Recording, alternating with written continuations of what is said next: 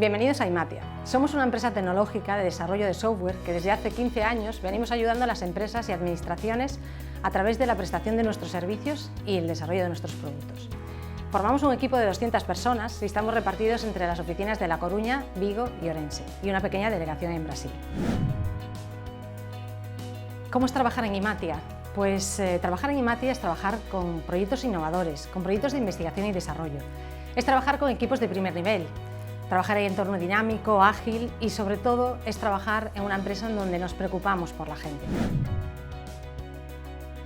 Hablando de actitudes, ¿realmente qué es lo que buscamos? Pues nada nuevo, pero sí algo que nos dice todo de la gente, que es el grado de compromiso que tengáis. Necesitamos personas comprometidas realmente con la empresa, comprometidas con los proyectos.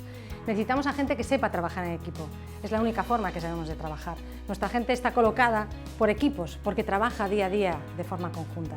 Queremos a gente que sea atrevida, gente que tenga ganas de aportar, gente que tenga ganas de aprender. Queremos gente que no le dé miedo a los retos, que quiera apostar por algo nuevo.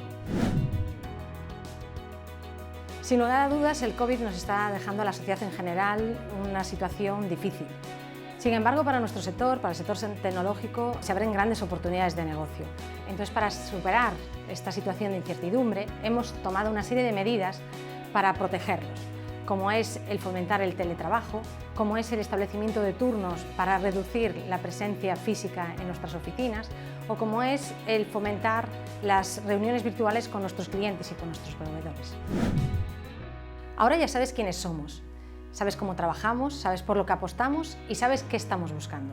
Si crees que cumples con nuestras expectativas y quieres sumarte a nuestros retos, entra en Talentia Summit 2020 en nuestro stand virtual y podremos conocerte. Te esperamos.